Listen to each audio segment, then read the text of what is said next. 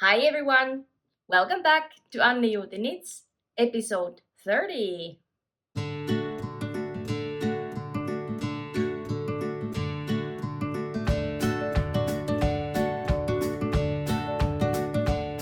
Hi friends, I'm here. Welcome back or welcome to uh, my podcast. This is a corner on the YouTube where I talk about my knitting and my designs. And my name is Annina if we haven't met. And I come from Finland, where I live with my family, my two little boys, and my husband. And this is my channel. Welcome. You can find me on Instagram as Annijuuti Knits and on Ravelry as Annijuuti, but I have to say that I'm not very active there. So yeah, welcome. Let's get started. It's a very gloomy day here in Finland. I'm half a meter from the window because it's been so dark this morning that I had to have all my lights on, but now I switched them off because they were bringing this yellowy light, and that's not very good when you're trying to show off the true colors of the yarn and such. So yeah, wow. There hasn't been so much going on, or maybe there has.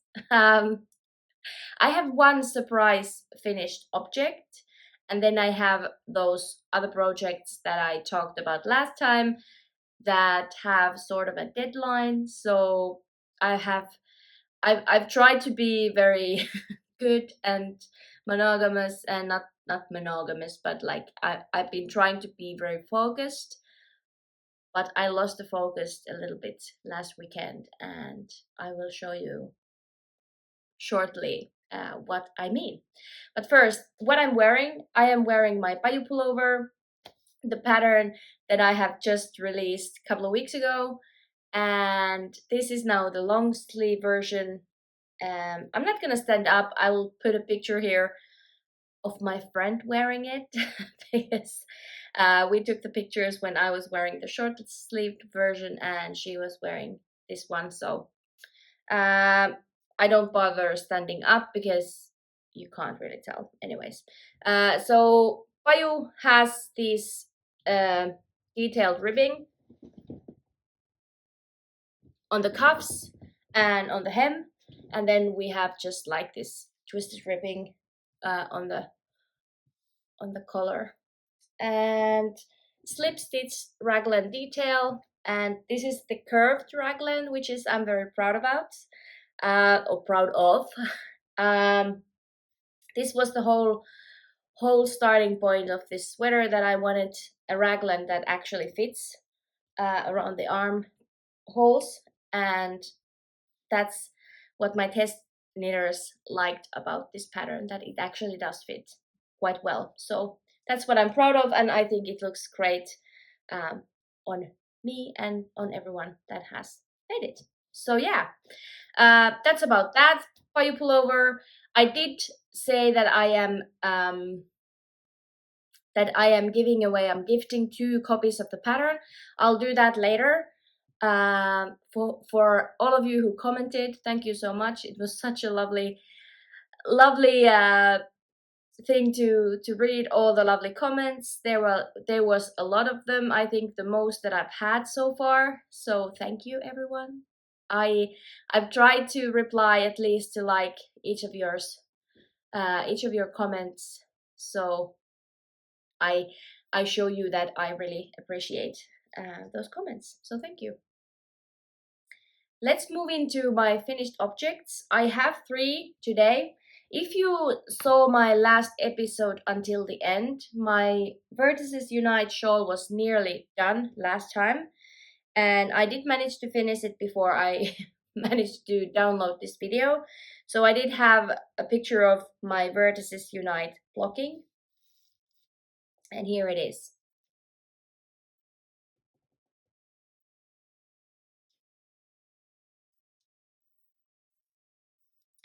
This is such an such an enormous shawl that there's no way for me to show it properly. I will put a picture. We took some pictures when we were out in the woods with my family, so my husband had to take some pictures, and yeah, I just love it. It's so good. It's so big. I could wrap it like 3 times or like twice around my neck. Uh, yeah, and these colors are just so good. I ended up using 8 different colors, and they are, except for one, they are all leftovers. And yeah, so it took a while to finish it, and yeah, it was sort of hibernating for quite a few months, but when I finally had the the rest of uh, the remainings of the rest of leftovers that were uh, matching this color scheme, I finally um, cranked it up and made it in just few days when I started doing it again. So yeah, Vertices Unite by Stephen West. I originally weren't quite enthusiastic about this pattern. I was like wondering what's the rant, like why is everyone making this? I just don't get it. It's just this weird shaped shawl with all these different kind of shapes, and I just thought it looked odd. But now when I have been wearing it quite, not a lot, but few times, I get it. Like it's such a comfortable shawl, and if you just spice it up with the colors you love, you can like you can showcase all the lovely colors, and it looks so great on, and I love it. So yeah, I I'm definitely going to wear this to pieces. I'm going to wear this a lot. They are all merino sock or 100% merino base, except for the orange, which is a woolly sock base, like a 75% wool and 25% nylon. But overall, it's very soft and squishy and lovely and big. And yeah, that's everything you want from a shawl. And I have a feeling that this won't be my only Vertices Unite that I'm going to make. And the next finished object is something that was also nearly done last time. I think I was just like 1 foot short of these socks. These are my Oh Honey socks. Maybe I'll just put a picture how they look on because it's so difficult to show you. But they are um, my own design, a pattern in the making. It has been test knitted. The finished test knitting is still going, and I'm thinking of publishing these the 1st of September or maybe even before if we get everything done. So far, couple of my testers have finished, so there shouldn't be any bigger issues, and I I should be able to release this pattern very soon. I have talked about this so many times that you can just go and have a look at my previous episodes to learn more if you are interested. You can also see those pictures in my Instagram. There are a lot because that was such a fun project to work on, and I was enjoying it. Okay, you have seen the thumbnail and you have seen this already, but this is now my surprise finished object, and this is my Scrappy Flags.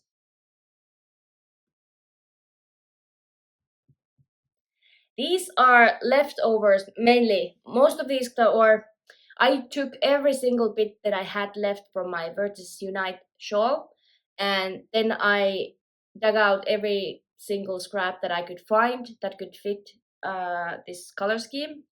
I nearly ran out, so I had to be a little bit innovative towards the end. but this is for my 4-year-old son, Benjamin, and yeah, I just love it. Look at these colors.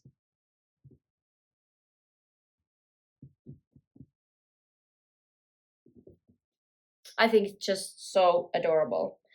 One thing I've mentioned before, my son is very particular um, how things feel. He does not like when a wool is scratchy or tickly or whatever. And I'm wearing woolly sweaters nearly all the time. And when he comes to hug me, he's always like complaining, like, "Oh, I don't like how this feels," or "This feels scratchy," or "This feels irritating, prickly." And once I was wearing one of my fingering weight merino superwash sweaters, he was like, "Mom, this doesn't tickle at all." And I was like, "Okay, now I know which materials you like." And so when I saw I've played with this idea to make him a fingering weight sweater, but then it's a lot of work. And when I had all those leftovers, this marled, what is it called, the newest cardigan that Stephen West came out, garter marler maybe. And I was seeing all these marled sweaters everywhere, and I was like, yes, like I'm going to marl 2 strands held together, and then I just switched 1 strand at a time, so it kind of like melts together, and I think it's just so cute. I can't believe how cute it is. And I was so super excited about this project that I made this in 3 days. Last weekend I cast on Thursday evening, but I just did the ribbing, and then Friday, Saturday, and Sunday I just couldn't stop. And I ran out of my merino yarns. This last one, which is here, the dark teal. This is the Regia Premium Yak base, so it's not quite as soft as the merino yarns, but I think it was close enough, and I don't think he minds at all. So that bit I used into this sweater as well. I made the size 6 to 7 from the Flax Sweater. I've made a few of them before, and I've noticed that, or I've actually done the Flax Light, but I've noticed that the neckline is quite large, and I didn't really want it to be too big, so I did take out 4 stitches from the ribbing, so I made it 4 stitches smaller, and I was using the recommended needle size. My gauge might be a little bit tighter, so I went up because I know that the pattern is quite slim, but then this wide neckline, so I did modify it a little bit so that less stitches on the collar, and then I added more on the first increase round, and I did some short rows on the back. As you can see, the first stripe is wider on the back, and in the front it goes into here. So I made this little heart for him so he can see which is the back and which is the front, and it's all crooked, but I don't care. When I realized that it's not even close to the center, I was like, who cares? He doesn't care, I shouldn't care. So there's this little heart because he's in this loving phase where everything is lovely, and he loves us, and he says it all the time. So I made him a little heart to remind him that mommy loves him too. Yeah, so anyway, from the Flax Sweater I did omit the garter band from the sleeve because I thought that it didn't need it. I I wanted to let the yarn shine, and it's so cute. I need to make more of these for the whole family because it's just so pretty. And I used 235 grams of littlest leftovers that I had. I think the biggest leftover I had was like 30 grams, maybe. So this is actually made out of the tiniest bits that you have. The smallest were like 3 grams, and I used them all. And I'm so happy about it. It's so great. With this sweater, I am participating on 2 different knit-alongs. My friend Professor Purl Nicole is hosting a Scrappy Sweater along, which this is now my second entry. And my friend Marika from Marilee Designs. She is Marilee Design actually. She's hosting this lahjapaitakal. So it's a knit along for gifted sweaters, and this is now my second entry to that knit along as well. But the knit along wasn't, well, it was inspiring me to start, but I was so into this sweater that you can't even imagine. Or maybe you can. Maybe you can see all the excitement that I have towards this project. I already took out some blues and grays so that I could make a sweater for our youngest as well, but I think I don't have quite enough, but I have few projects that when I have leftovers from those, then I can make a sweater for him as well using the same technique. Okay, then I have these gift sweaters because that's the theme today and this month and next month. I showed you this Amidala sweater last time. I haven't done much. I have just done like 8 centimeters of the hem, so there's nothing ready to show, but I did promise that I will work on this. I did a little bit, but then that little green sweater stole my heart, and yeah. My other gift sweater is my dad's. I was actually thinking, where is my iPad? 1 second. I was thinking I will show you the pattern because I haven't really got that far, so you get the idea what I have. And because this is not going to be a pattern, it's just going to be one special project for my dad. Yeah, so here's what I have. Last time I had I had just split for sleeves, and then I was trying it on to my husband, and it was kind of rising from the back. And like with this Paju pullover, I think I don't have quite enough short rows, and it rises in the front even though it has short rows on the neck. So I did something, I did some more short rows after splitting for sleeves, so in the body. And there's a way of doing those short rows so that you can end them under the arm and it's not very visible, so that's what I did here. I think I did 8 rows. Maybe I'll take it from this side where there is no sleeve. You can see better. So I did these short rows, 8 rows, 8 rounds, 8 rows, not rounds, so that it lifted it another inch or 2.5 centimeters. So I think it's not very visible. It goes under the arm, and there's 4 little bumps on each side. So it's pretty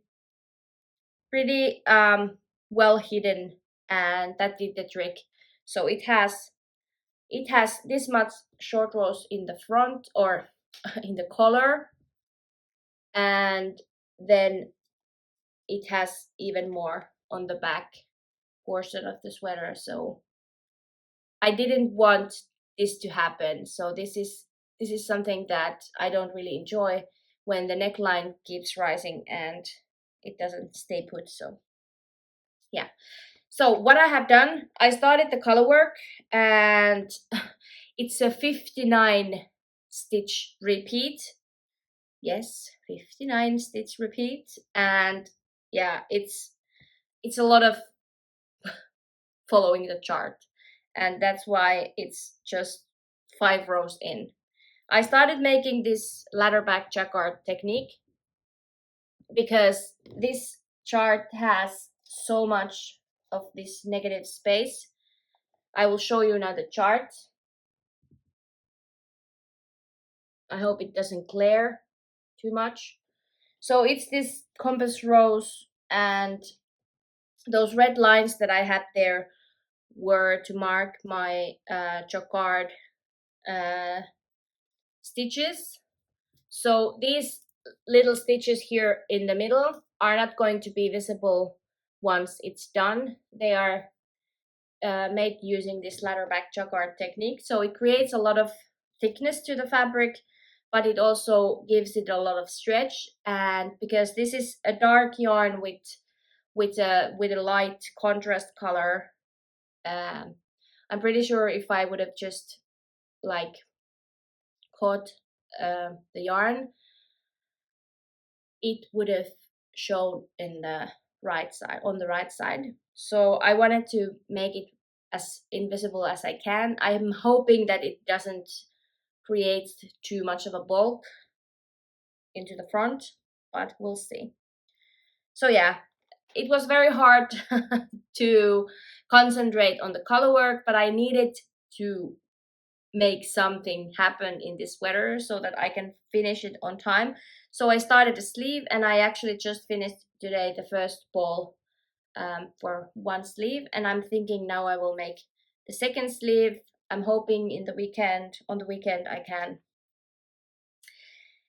I can focus on the color work as well, and I'm thinking I might even reveal that I'm making this sweater for him so that I can make him try it on once I finish the color work and once I have both of the sleeves somewhere here, so that I will see how tight sleeves he actually wants. I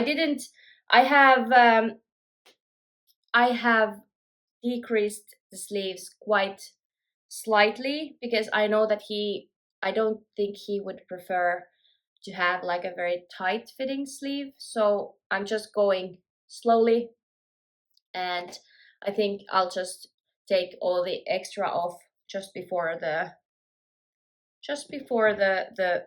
cuff. I'm dropping stitches here. There you go. I won't wiggle it anymore. Anyway, so I have done some progress. I have done this sleeve, and I did the short rows, and I have started the color work. But yeah, there is now, today is the 19th of August, and it is Friday. My dad has his birthday on the 11th of September, so I still have a few weeks to finish this sweater. But yeah, one last thing, what I am currently making is also a gift knit. As you can see, I have been barely knitting anything for myself. Everything is gift knits. But hey ho, that's what happens. I'm making these caramel fox socks. I will show you the pattern in here. So it has this lace in the front, and then these cables on the side, and some moss stitch in the middle. And these are going to be a gift as well. They are going to be my husband's niece, for my husband's niece, and she's graduating now. So I thought that it's nice to give something, like something, what's the word? Like something else than money, like to give a gift with the money that we are going to give her. So yeah, I'm making these for her, and the color is not very me, but I really loved this plushy pink when I picked it up from the yarn festival that I went to this summer. And those are the things that I've been working on. I have a feeling that, well, I know that I will start a shawl the 1st of September, because Joji Locatelli is having this knit along, and I did sign up for that knit along, and I'm planning on making the Hipster Shawl, and I have the yarn here and I wanted to show you that, but that won't start until the 1st of September, so there's still a wee while. And these are the yarns that I'm going to use for that knit along. So this is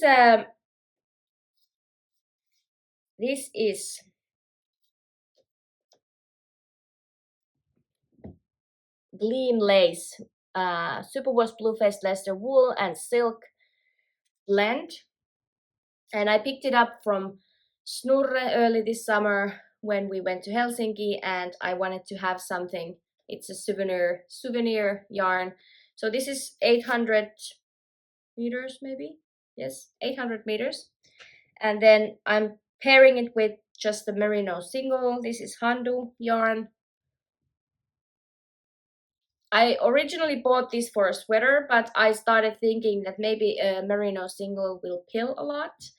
So I am holding this double with that and quite large needles, and I'm making the Hipster Shawl by Joji Locatelli. I got inspired by watching Amy Palko from The Meaningful Stitch. She's such a wonderful podcaster, so calm, and she's a joy to watch. She's always so happy, and she is an avid shawl knitter. Like, she knits shawls for snacks, and I wanted to make this shawl as soon as I saw her showing it off. So that's completely inspired by Amy Palko, and there was a sale for Joji's patterns, 25% off for the Cal, and I grabbed the pattern on sale, and I am planning on making that. I have a feeling that I might start something new as well, because those sweaters are just so it always brings down the motivation just a hint when you know that you have this certain deadline to work on, and for me that's kind of like poison, and it kills the buzz a little bit. But I really do want to gift those sweaters for my dad and my brother, the other one. So yeah. I have this announcement. So I did promise to give away those patterns, and I did that YouTube random comment picker, and I draw 2 winners, and the first winner was Tessa Mildenhall. This is her comment, and she wins 1 copy of the pattern, and the other one was Nancy Hughes, and you get Nancy another copy of Paju pullover. So please contact me either on Instagram or on Ravelry, and I will gift you the copies. And please let me know if you want the copy to your Ravelry store or to your Ravelry library, or if you want me to send the pattern via email. And that's, my dear friends, is all what I have today. This is a shorter episode today. I have not worked on the dust length sweater for my husband because I've had these other sweaters going on. And yeah, that's everything today, and I will see you next time. Bye!